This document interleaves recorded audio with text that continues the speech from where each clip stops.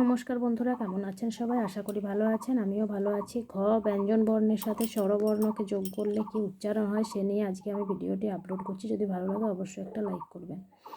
ঘয়ে আকারে ঘা, ঘয়ে হস্য ইকারে ঘি, ঘয়ে দীর্ঘ ইকারে ঘি,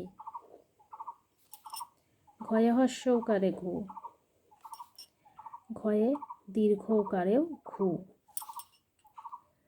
ঘয়ে রিকারে ঘৃ, ঘয়ে একারে ঘে, ঘয়ে ঐকারে ঘই,